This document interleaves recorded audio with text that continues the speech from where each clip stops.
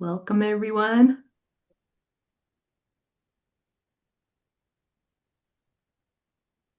There we go, seeing some faces now, seeing a bunch of red too for Deck Awareness Day.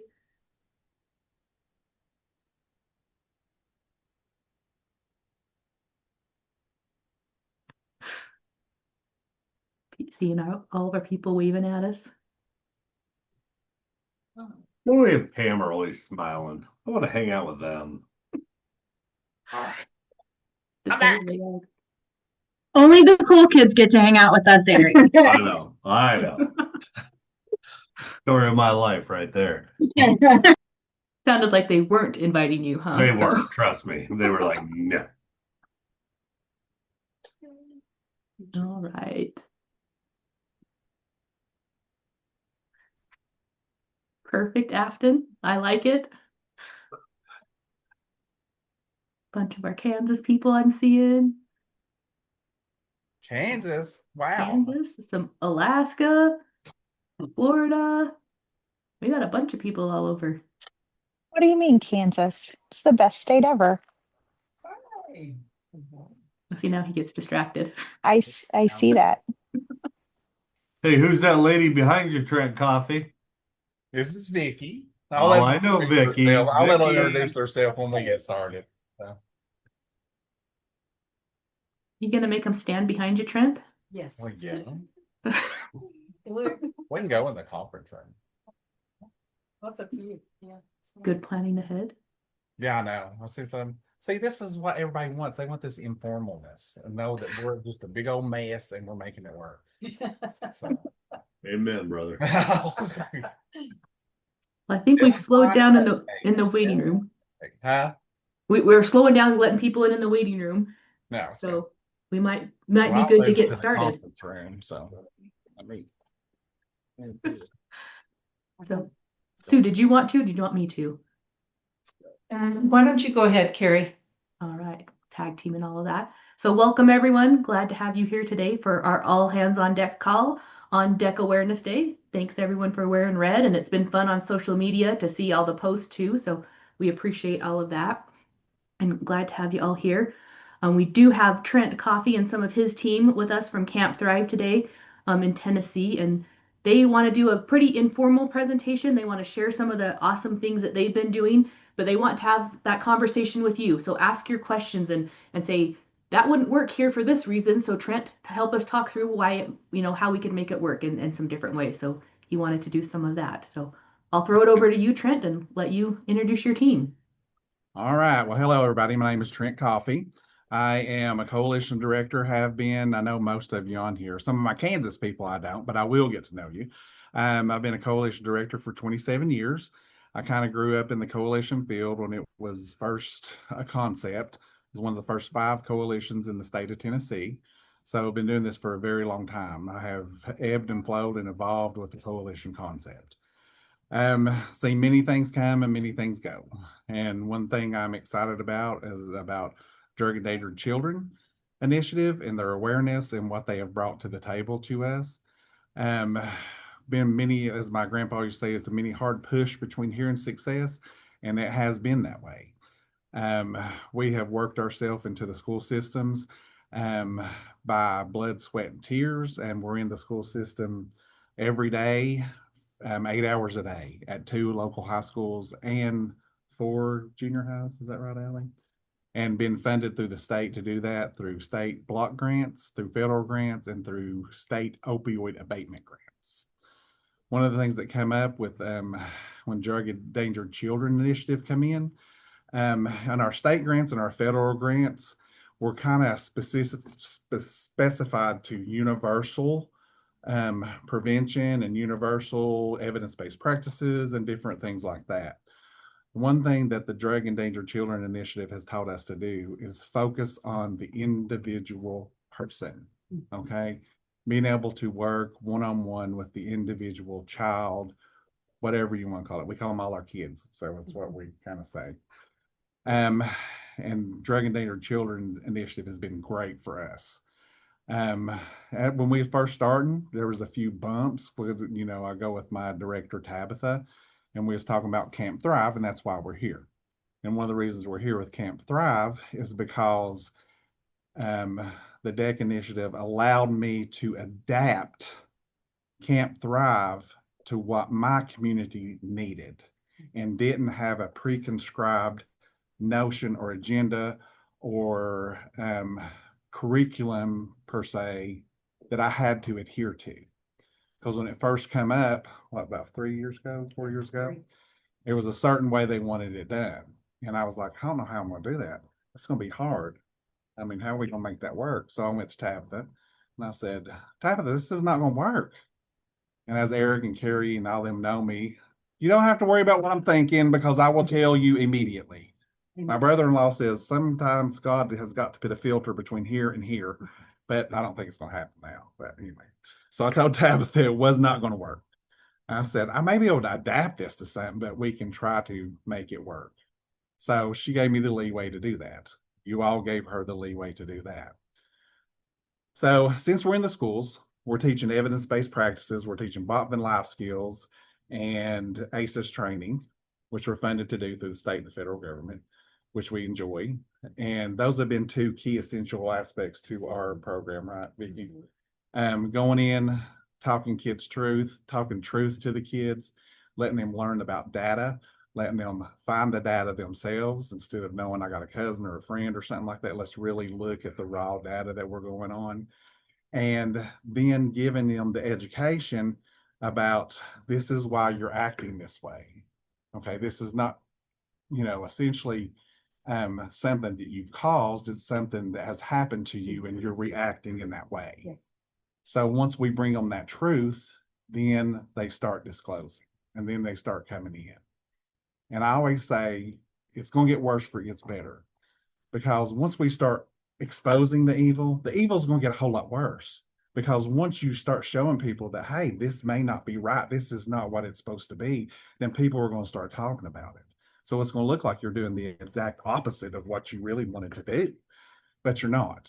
You're just bringing awareness to it and bringing it to the forefront. So then you can, for lack of a better word, we're not treatment, so you can treat it and educate it and bring somebody to the point to where maybe we can refer them to somebody or work through trauma before trauma becomes worse.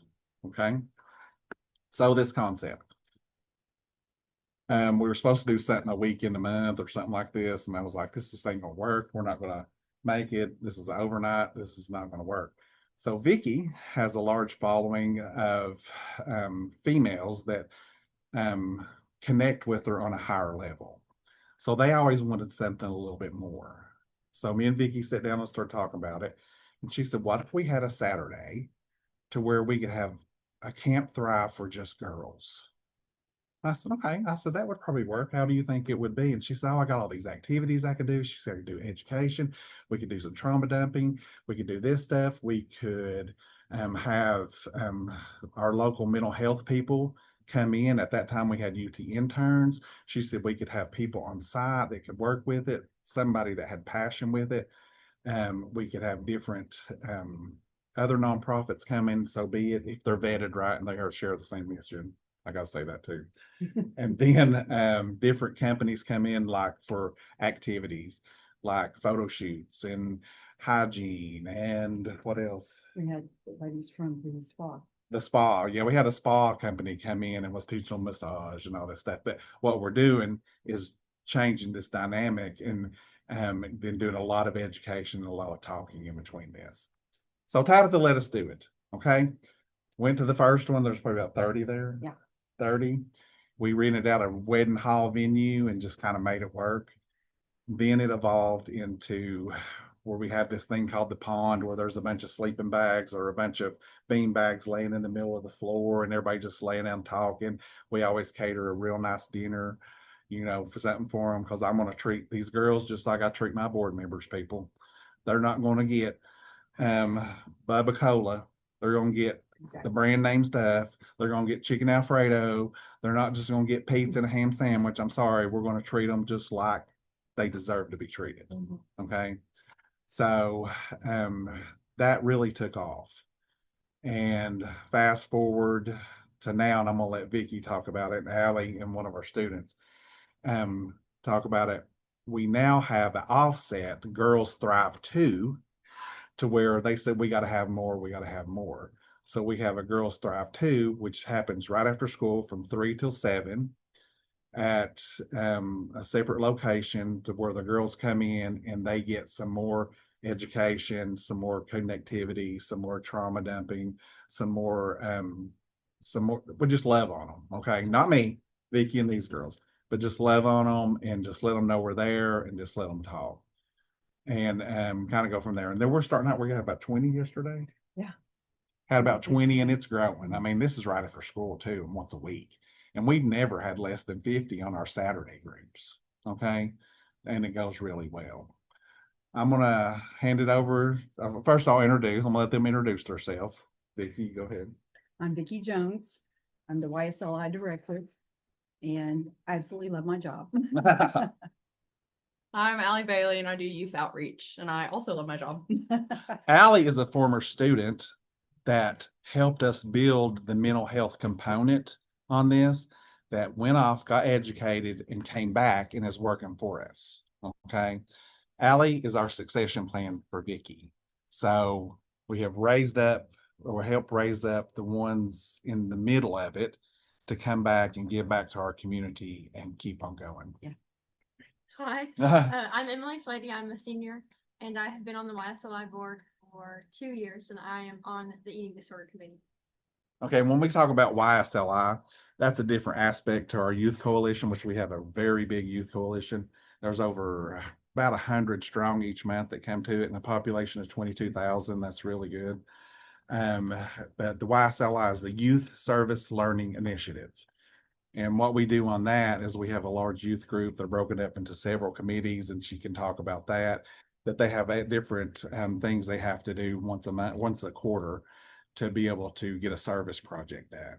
So, and that's came over 27 years of blood, sweat, and tears, people. This did not happen overnight. I hate it when people call and say, well, we want to do what you're doing. I say, yeah, but I went through hell for 20 years before I got here. Okay. We had to, sorry, it's just how it was. So, I mean, we had to go and give and give and do and do and do and do and give and give and give. And then that's the way you build a coalition. That's the way you build a youth program. That's the way you do it, is you've got to be consistent. You've got to show up constantly. You've got to stay on message, you know, and you've got to speak truth to these kids. They don't want scare tactics. They don't want any of this false narratives and different things like that. They just want the truth. And everybody says, well, how do you get them all to come? And this is one concept that me and Vicki learned early on, how to get buy-in from youth. And you have to do one thing. All you have to do is listen to them. That's it. You just got to listen to them. Let them know that their voices are important and what they say is valid. I don't care if it's because somebody stole their English book and whatever. You got to listen to them and build that rapport and build that trust and build that with them. And if you do that consistently over time, it will grow. Okay.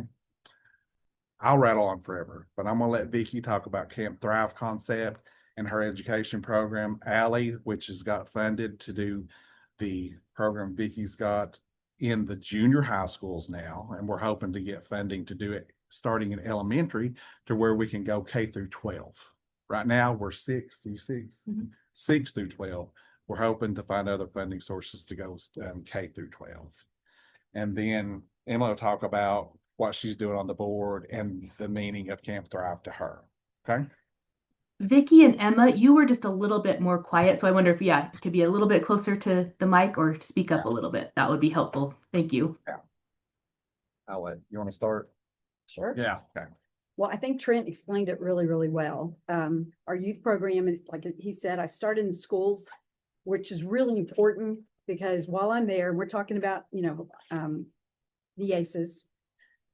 I took a lot of gruff from that when I first started because, once I'd had the ACEs training, I wanted the kids to see this. Why not? They're the ones living it. And then we break it down and I have guest speakers come in. I'll talk about it. We talk about, the ACEs and how they affect your life. And it's amazing how the students will want to talk after class. They want to come during the lunch break. They want to, they've wanted to talk about this, which has just opened us up to really bring them into the coalition, which they see those as many support groups. but this was so important to Girls Thrive, because these young ladies know they've got issues, they want to talk about that, and having a place. And I asked some of the girls recently, and they gave it to me this afternoon. Give me some, some of the things that you think about Girls Thrive and why it's so important to you. It's safe. You're not judged. There's empathy. There's caring. That's exactly it. That's exactly it. That we open a place up, we bring them in, we allow them to eat, and we eat carbs. Yes, we do. We have chocolate, we have carbs, we have a really good lunch. But we bring them in, and it's their place. It's not ours. We're not there to run that. With, Trent always said about our youth program, what was so important was it is youth led, adult guided. And we've kind of taken that with us to Thrive, Girls Thrive. It's their program. They can come in, they can wear their pajamas if they want to. They come in and they built the pond. That it was their concept to build this pond, to have this safe place in the middle where Allie and I sit out on the outskirts and we listen. They talk, they ask questions. Of course, we're there to guide them and to lead them and to love on them, but to care and to listen. And then we do, the activities. We have a lot of fun. There's so much laughter. We've had dance offs. We have karaoke. Just a lot of things that girls love to do. But what I have seen that's so important is the atmosphere at the end of the day, because we're there 8 hours. They walk out with friendships. They're so surprised that they were able to say who they really were. Because I think all of us, even as adults, we're so afraid that people are going to find out who we really are. And are they really going to like me? Are they really going to care about me? These young ladies have found that when they talk, other people listen, and they've had similar experiences. It's just working. That's all I can say. They leave there with a concept of feeling a little better about themselves and realizing they are more than they thought they were, and that other people have those problems also. I enjoy it. I do. I look forward to them, every time we have them. And as Trent said, it has become so popular. Now we have to do it once a week. It wasn't enough. And last night we had our weekly gathering, and they decided last night they want to start a group chat. So when there are issues that come up through the week, they can talk to one another and support one another through it. So this is something, and we cannot thank Drug Endangered Children enough. Eric, this has changed our community, and I believe that. There's a different atmosphere in the high schools. There really is. These girls care about each other, and we're a small rural, impoverished community. And our two high schools have been very, very competitive. They're not even allowed to play sports together. They can't play each other in sports. They have a very difficult time. These young people are coming together, and it's no longer two separate schools. It's just a group of girls. It's just a group of young people taking care of each other. And I think that's going to really help our community as we go forward. So, and Allie, do you want to add to that? I'll just reiterate what Vicki said. I mean, me and Vicki go into it with two different approaches. Vicki goes in it with love and understanding and caring and hugging, and I go in with more discipline and make sure they're doing what they know. I want the best out of you. I want you to try your hardest. I want you to do this. Like this one right here. Every time she walks in the door, I'm like, "Oh, what are you here today for? Why don't you stay away?" Don't we? What did I say when you got here today? I said, "I haven't thought about you all week." I know you like me. But we kind of have that dynamic with the kids. And there's kids up here every day, all day. I mean, after school, it's just cool. But one of our favorite success stories is Allie. When mental health was just becoming a topic, how long ago? Back in 2018. 2018, when we were starting to really focus on some mental health, and they were allowing us in the rural communities to focus on mental health. Allie was one of the first ones that come in, and she was on our youth coalition. Then it was small. It's probably about 30 or something like that. 40, maybe 40. And we begged them to come. But Allie was kind of bought into the concept and said, "Listen, I need more. I need help. I need y'all to help me find something." And we were having meetings with Ridgeview and these big mental health companies and different stuff like that. And I'd bring Allie in and she's like, no, we've got to have this. We've got to do this. We've got to do that. This is what we need. This is what you're seeing. She's meeting with school board members and school officials and stuff like that, showing them what's really going on in their school system, not just brushing it over or putting it under the rug. So Allie left, went to school. She went to UT Chattanooga. Is that right? She left and went to UT Chattanooga, and we always knew that she hoped that she would come back. She's almost back. She lives a county away, but she drives. So me and Vicky helped mentor her, and then I got a grant coming in, and I said, I was getting ready to graduate from school, and Vicky said, yeah, and I said, we got to get her back because that's our sustainability plan.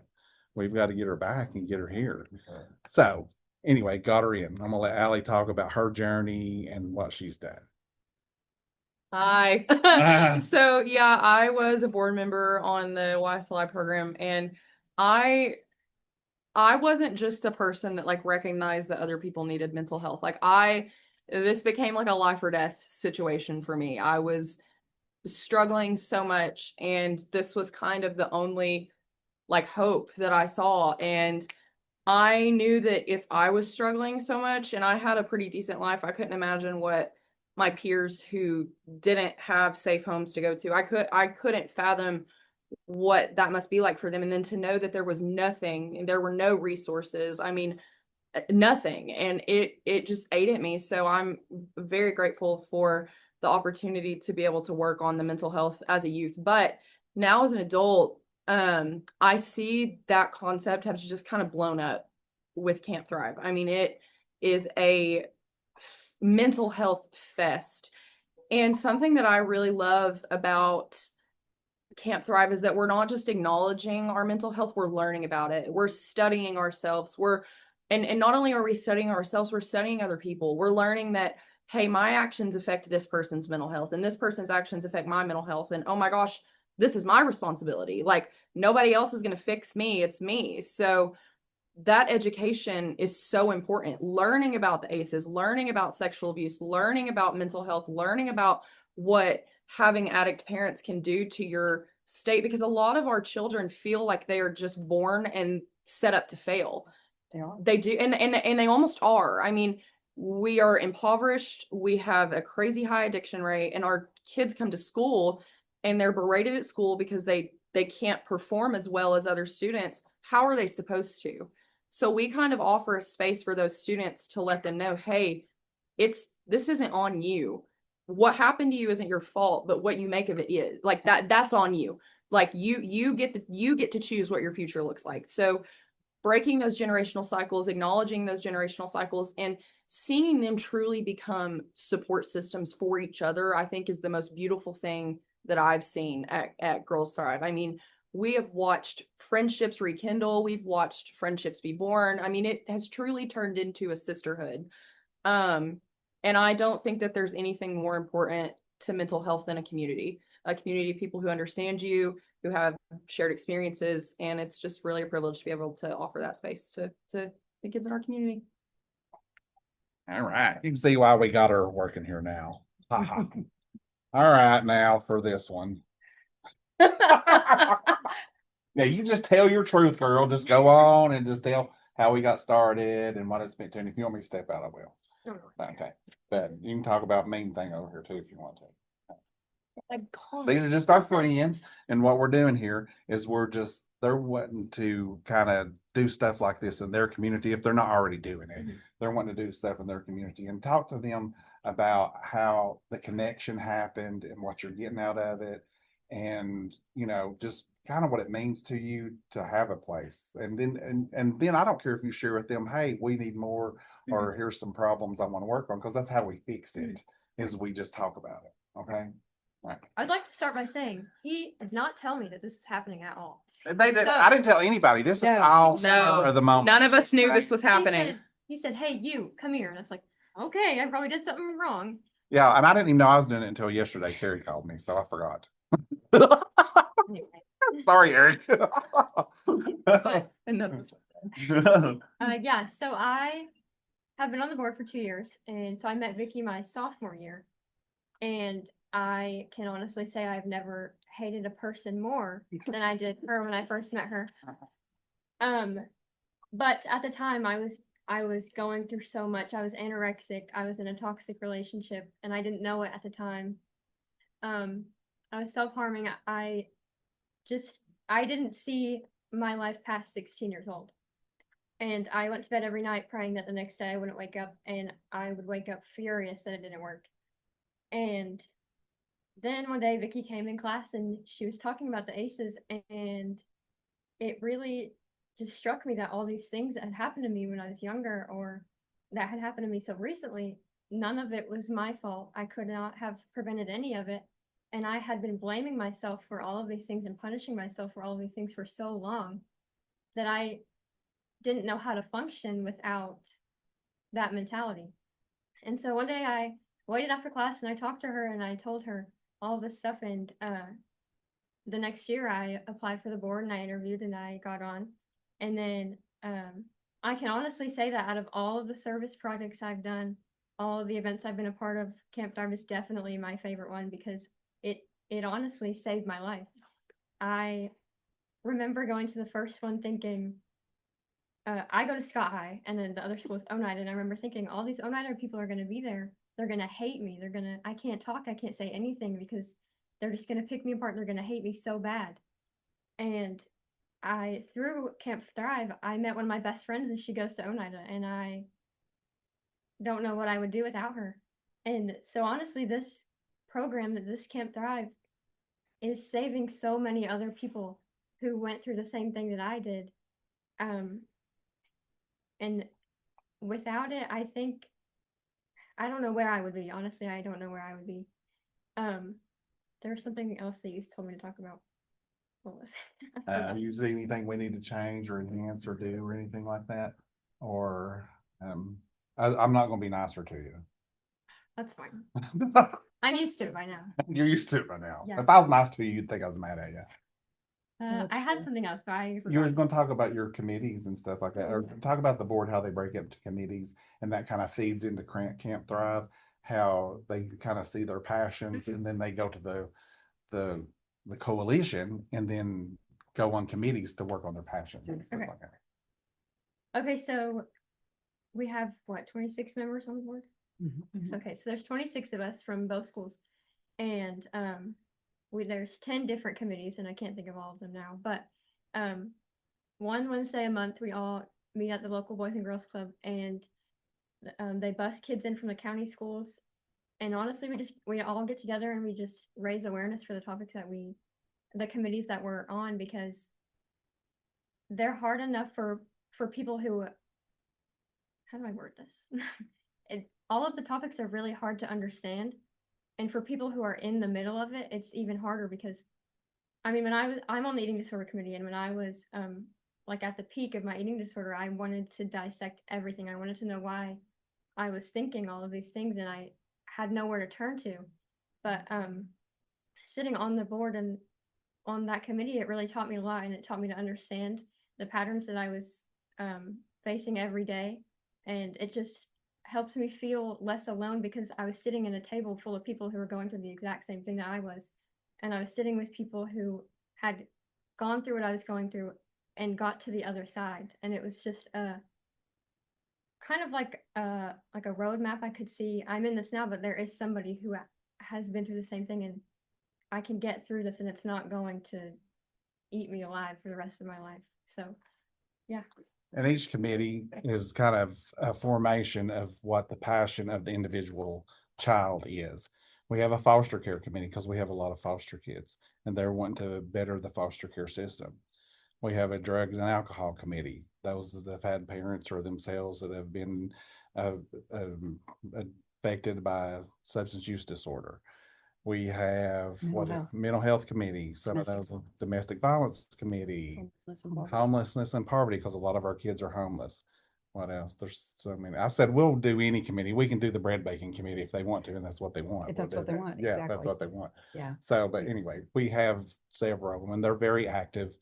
They come up with information. They do presentations.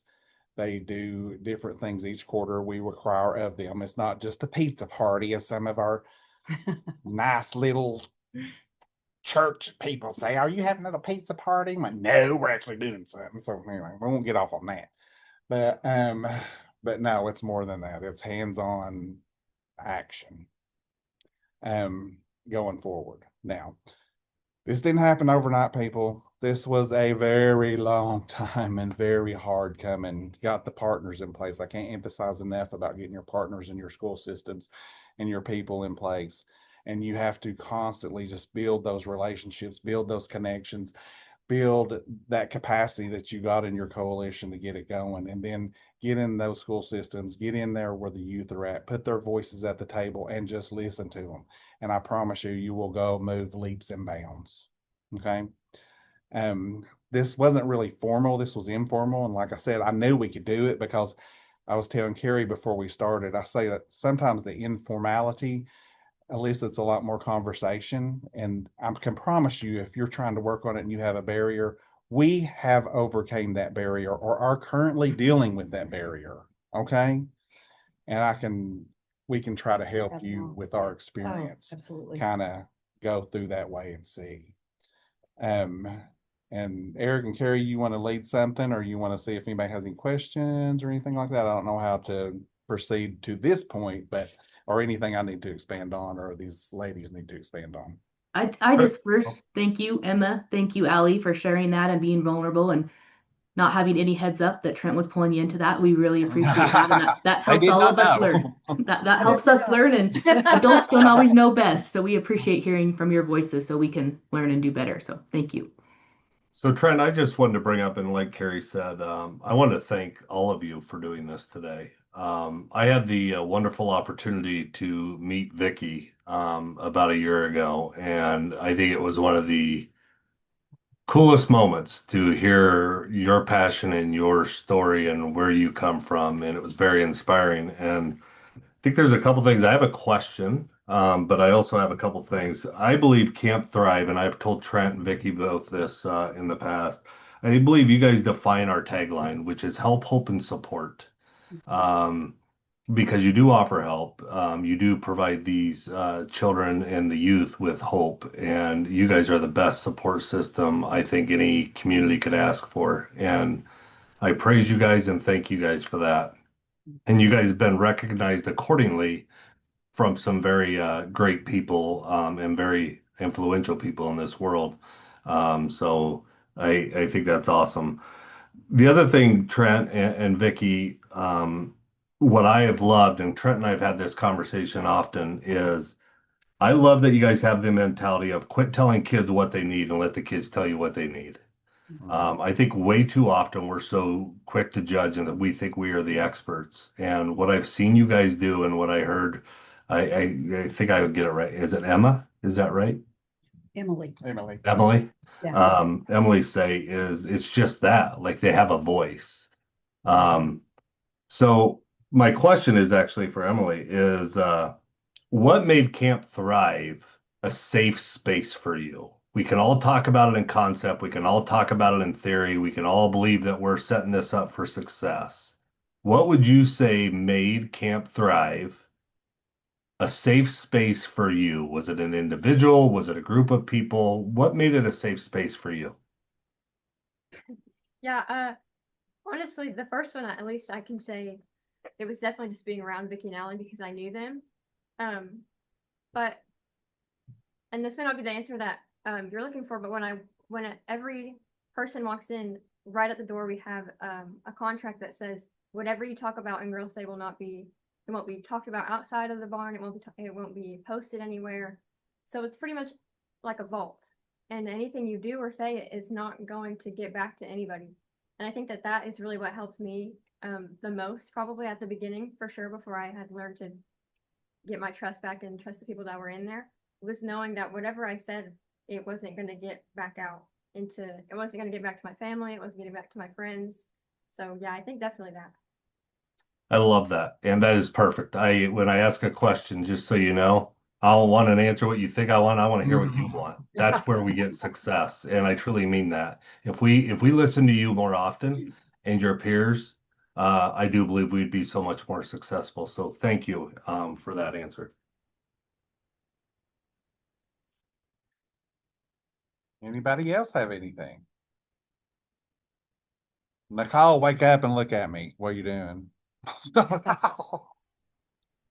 Been here listening to you. I love it. I think it's great. It's really shown how it can really take down in the trenches and show how, sometimes we have to be in our trenches to get to the top of the mountain, but that doesn't mean the journey up can't be something beautiful. And I love how you've taken that and run with it, and how you girls are brave enough to be the epitome of it, to share it to others, and the grace of it. So anybody that's from Kansas or anywhere have anything? I mean, I know a lot of people on here. So I've got a quick question. Again, this one is for Vicky. It is one thing that I've always challenged our team at National Deck and stuff like that. And I guess I would like to know, what's your why? Right? Why are you doing it? What's your why? Oh, I think I have to say my real why was when I started my career in Scott County. I actually was the director of our local domestic violence shelter. And I saw what was happening with a lot of the children. When I first took that job, I didn't really understand domestic violence. I learned and went through a lot of training, but I began to see what it was doing to families and how it affected the children. And a lot of students, a lot of children in our county get kind of pushed away because they don't have the right last name, because of the poverty they're living in or the lifestyle they're living in. And my why is that every child has a right to have the best life. I want them to be the best version of themselves. They all deserve that. I've met some students who don't have money. They are brilliant. They have ideas, they have thoughts, and a lot of times they feel like they don't have the right to share that or say how they feel because of where they come from, but they do. They really do. And we just have to give them that place and that ability to stand up and talk. Let them say, let them talk. And like you said, Eric, they all have a lot to say, and it's made a big difference, but that's my why.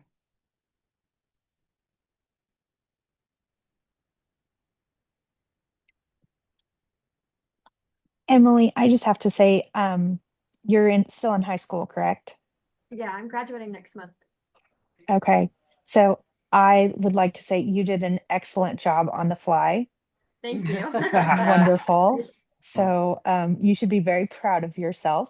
Thank I you. have 4 girls of my own, and it is very important for you to be able to talk on the fly. And so congratulations and good luck after graduation. Thank you. So the next thing I was going to ask is, and you may have said this and I missed, how often is this open? On a regular basis, or is it a once a week type deal? That type of thing. Just, is it an on-call, hey, I need help? Or I know that you're in the schools on a daily basis, but what about after hours? Camp Thrive itself is once a Saturday once a month from 10 a.m. to about 7 p.m. or 9, somewhere around in there, at a big barn venue. Well, it's a wedding venue really that we rent out, but they're there for almost 10 hours. Yeah. And we do snacks and lunch and then those light dinners and stuff like that, then have those activities. That's once a month and that's consistent throughout the year. We don't do December and we don't do July. No, we do December. We do Christmas. We just don't do July, June and July. Right. We just don't do June and July because of vacations and stuff like that. So, but we do that throughout the year. And out of that came the girls requesting, hey, we need more. So out of that came Girls Thrive Weekly. Okay. Well, we can't do another Saturday because that'd be 2 Saturdays. We could, but I wouldn't have a staff. But so we started doing it on Tuesdays and doing it right after school from about 3:30 to about 7. Okay. So we started getting that venue and doing that. And we've only been doing that, 6, 7 times? Yeah. We just started that in January. And it just continues to grow. We're probably going to outgrow the current facility we got for it now, because I was talking about it today. And I said, how are we going to do this? And she said, I don't know. I said, it's going to be hard to find another facility to be able to do that for the cost. But anyway, And that's how we do it. And you yourself heard Vicky talk about them wanting to start a group chat. I have to be careful of that as a director. For us to get involved. Now, the girls want to do it themselves, that's fine. But we're not treatment, okay? We first and foremost say we're not treatment. And when somebody discloses something that constitutes a referral, we have to make a referral. We're bound by law to be able to do that, okay? So, and I've talked to the state about it, about getting some teen peer recovery specialists certified or something like that. And if the girls want to do that, we're going to have to talk about it, because I've got to, one, worry about the liability of it. I wouldn't want somebody giving some false advice, or if somebody was in the middle of trying to commit suicide or something like that. That's something we got to work through. And this has just evolved. So, and I've talked to the state about it for the past couple of months, how we can make that work. Okay.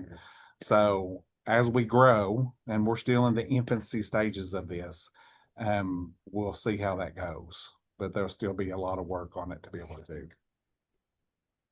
And through the week, after we leave school, we come back here to the office. There's a revolving door here. We stay till about 6 or 7 o'clock every night and allow the students whenever they want to come and talk. They just have to have a safe place here to be able to talk, and we'll listen. Yeah, and we're a little bitty room, and they're packed up in here like crazy. Yeah. And we always have them a bag of chips and a Coke or Mountain Dew, not a freaking Sam's Cola or nothing like that. And exactly. not great value chips. We have them good stuff. And who's that one kid say, I know you love me, this Vicky, you got real pop. Yeah. And I was like, we are cheap crap again. Yeah, exactly. So but anyway, they're here all the time. And what we're seeing is the intimacy in the smaller location works out better than the large location. They love that, yeah. So, and then these two have to take off every Friday. I banned them from working on Friday and turn off their cell phones, because they are literally here until 7 o'clock Monday through Thursday. Okay, so. Well, congratulations. It sounds amazing.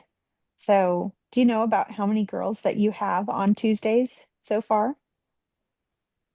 Usually after school, we've seen about 20. Yeah, that's about our average. Our girls' day on Saturday runs anywhere 40 to 50. We're usually packed there. But this is, as Trent said, this is pretty new, what we're doing on Tuesdays. So I think it's 6 times, And 4 times. yeah, when I'm at the schools, or because I'm in the high schools, Allie's in the middle schools, and we open this up to high school girls. But when I'm there, and I can talk to them about it, and they know that it's happening, they just all being in. They really do. And Allie just, That's great. We've only had girls thrive 3 official times on the Tuesday. Yeah. Okay. So when we already got, I thought it was 4, but It may be, I don't know. I think it's 4. Okay. But we'll look. But anyway, to have 20 come in the beginning is a great thing. Yeah. Yeah. And that's during the week. There's a lot of conflicting schedules and stuff like that. There's ball games and sports. And we literally could do cheerleading it practice. 4 days a week, Oh, yeah. but we can't. No. So This is Well, that's still very awesome. So, thank you for sharing. I'm sorry, Brandy. Sarah You're- Robbins. You're good, Sarah. I'm done. I'm just so impressed. This is absolutely wonderful. I'm from Kansas also, and just got, I could talk to you until, who knows, midnight. But and I may have missed this in the very beginning.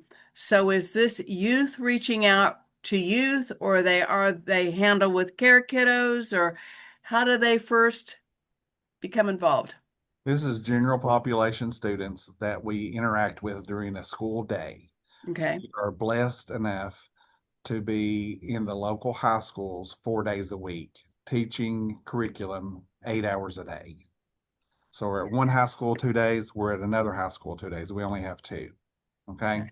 So we're teaching class there, and that's where we're garnering the buy-in from the young ladies that are working with us, because they're always wanting to meet after class and come up here and need them more. So that's how we garner them. Now, anybody that has been through Handle with Care, they're always welcome, but we don't single them out, and we wouldn't know that anyway. So there may be some in there, so we don't know. So, and boy, I missed something big. So you're in the classroom teaching. What are you teaching?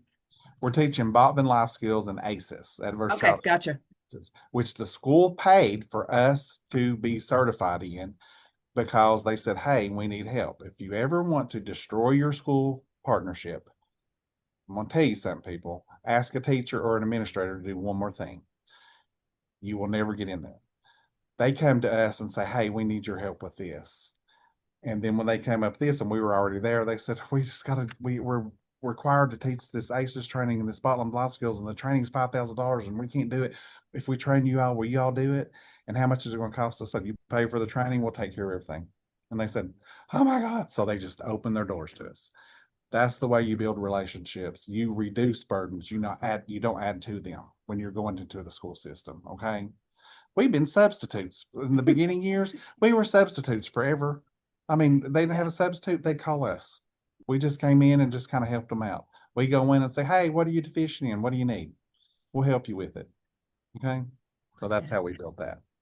Wow, I'm so impressed. Thank you Thank so you. much. I would just like to thank each of our presenters for everything they do. I think this is amazing. And I'd also like to compliment Camp Thrive on the leadership component. I mean, there's nothing, I think that's one of the best things you can do for somebody is to teach them that they have agency over their own life.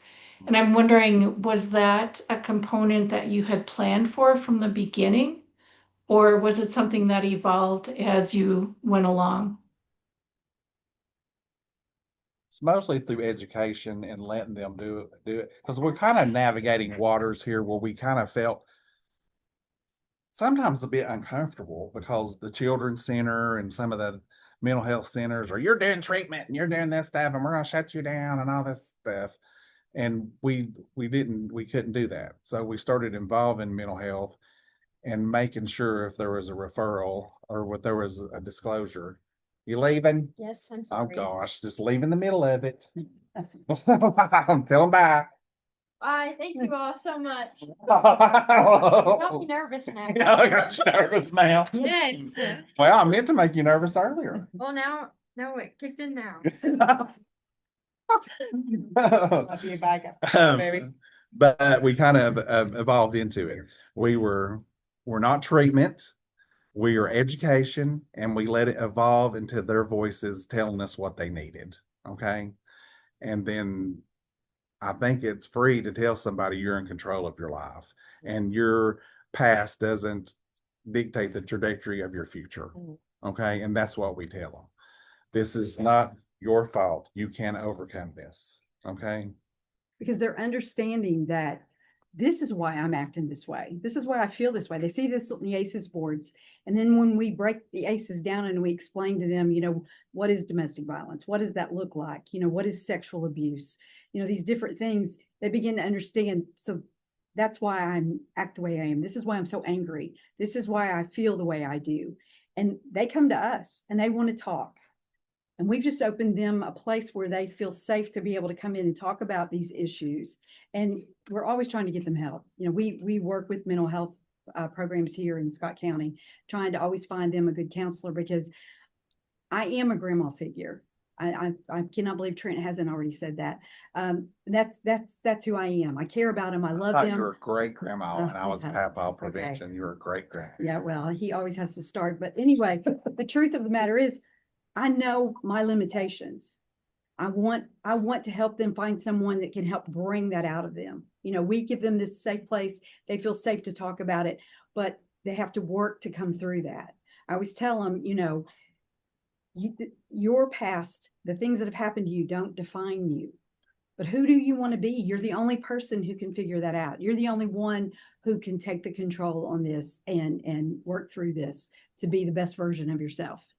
And they listen. Imagine that, teenagers who actually want to listen and want to understand that they can be better. So I have a Hi. go Oh, ahead. sorry. Hi, my name is Jennifer Ebert. I'm in Kansas as well. Thank you for all the information that you've shared today. This is amazing. Will you guys be in Las Vegas for the National DEC conference? I was going to be, but I got called away on something else. Okay. But you just get with Carrie, and if you ever want to talk, we will say we're getting ready to come into summer months, so we're going to have some time. You just let us know, and we wouldn't care to set up some Zooms with you and just talk about it. And then you just say, "Hey, how did you screw it up and fix it?" Because that's what I done. We screwed it up and fixed it. And that way, I always try to save people mistakes that I've made. So, but feel free Perfect. to do that. I would be there, but I got called away on something else. So. Okay, appreciate that. And do you guys have plans to build this out for the boys, for the male students as well? We do, and we're trying to do that starting off at the Boys and Girls Club with Jaggers trying to do it on a smaller scale level. But and I'm not saying he's not the right person, but I have to have somebody with the experience, and we can't teach passion and we can't teach empathy. And I'm not saying Jagger doesn't have it, he's just young. I have to find that right person to be able to do that, because this is just something that it has to fit. There has to be some kind of divine intervention person put in there to be able to reach these kids and talk to them. And we are in hope and prayers that that person comes or that person evolves as we go on. And yes, we know we need it for boys too. It's going to be a whole different dynamic. It's going to be a whole different thing. So we got to kind of work through that and see. But that is in the initial stages of it as we move forward. Thank you. So Jennifer asked one of my questions. That was the boys part of things. And I already think I knew that you were getting ready to do that. Trent, I think it would be helpful for this group to understand back to the beginning. And you were proposed or given a model that you were asked to try to mold this or make this work. And what I love about all of this as well is, as you know, I am not a believer that it should be a one size fit all, and you're the same way. So you were proposed a model that was a sleepover, spend the week, do all these camp outs and all that, and all the red lights went off of alert, alert, alert. This is not a good thing. I probably shouldn't get involved in this. And you didn't stop though, and you went to the next level and you developed your own. Can you go back to that? I think that is the thing, because a lot of us get stopped when we're told it has to look this way. 27 years, love evidence-based practices, think they're great. Only if those evidence-based practices can be adapted to my language and my culture, okay? We have to individualize the evidence-based practice to what we're doing. When you come in with these things that have been peer-reviewed and university studied and went through the rubrics of whatever urban rule and whatever, and this is the way it's supposed to be and this is what you got to do, then no, I'm not going to do that, because my community is different. Each community is unique. Each individual is unique. I mean, our community right next to us is totally different than ours. Shoot, we got two cities, Huntsville and Oneida, and they're two totally different people. Yeah. So we have to be able to adapt that. The concept come in, and I think it was through some DCS money or Department of Children's Services money or something like that. And this has been a proven model for them, that they, one weekend a month, would take families and kids to a location starting on Friday, and then they would do events and stuff on Friday night and do some education, and do Saturday and do this thing and do all this stuff, and then culminate on Sunday about 12 after they did that stuff. I said, one, I don't have any venues, and that's way too expensive. Two, I'm not taking kids overnight. I'm just not doing it. Okay. I'm just not. We're not, I don't travel. I don't do that stuff. Okay. Mm-hmm. So we're not doing that. I'm not taking on that liability. And I said, Tabitha, this is not going to work. And she said, well, tell me what you really think. And I said, well, it's not going to work. And I said, I need to be able to do this different. So we started, Vicki was like, these girls are coming up to me, and what if we kind of did this and did it during the day and did it all day long? So we was like, okay. Well, so I went to Tabitha and I said, Tabitha, I need to do it like this. This doesn't fit the model, but I promise you I'm going to hit your measures. And she said, well, yeah, Trent. She said, you know your community, you try. And we tried. And from day one, it was 40 and 50 coming and begging for more as we come along. Carrie's got some pictures of Christmas. Carrie, you're welcome to share those. and show. We had kind of had a photo session, and they all got my and some of the stuff that comes in from different families and stuff. Great, but I had a cousin that had a horrible life, just horrible, and she used to collect those Santa bears and collect them for years. Well, they were getting ready to throw them away when she passed away. So Vicky took them and we cleaned them up and gave them. When we gave each of them one of those Santa bears with the dates on them and stuff like that, and did a photo shoot with them and all that stuff. And it was just kind of reciprocal and all that stuff. But we did a photo shoot with them, and it was just really neat. And then they do spa days with them. It's not just all fun. I mean, we have a lot of stuff, but we want to make it fun. And like Vicky's even out there dancing. I'm waiting for her to throw a hip any day now. I mean, she'll be in traction. I won the dance. Yeah, she did. Yeah, So, she did. but it's more about truth and fun. Okay. And that's the way we did it. And I mean, I just kind of advocated. People, advocate for yourself, advocate for your community, advocate for what you know. I mean, these guys may have the money, but they have to spend it, and they need you to spend the money, and they need you to be successful. And there's nobody knows your community more than you do. Advocate for yourself. Think outside the box. Do what you can to make it work. Sorry, whoever's a funder on here, because I know they don't like that. But yeah.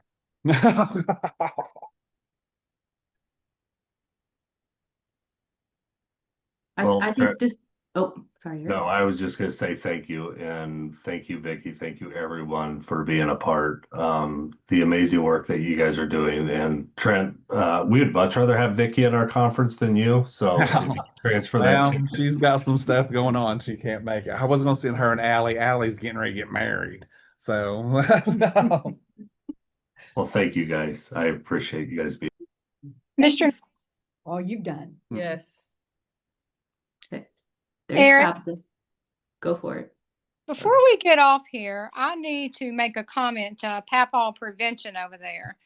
This is Prevention, and he has slandering my name, smearing my name all over our All Hands on Deck. No, I just want to say congratulations to Stand Coalition and the coalitions that do their own version of our Camp Thrive. Like Trent mentioned a while ago, it all is how your community can incorporate this in the community and make it successful. And I just want to say, we're very proud of each and every one of you all and being able to work alongside you here in the state of Tennessee. And I always share this, Trent. My husband of 41 years may tell you that I don't listen, but I may not listen to him. But when Coffee speaks, I listen. So that's all I had to say. You're the only one.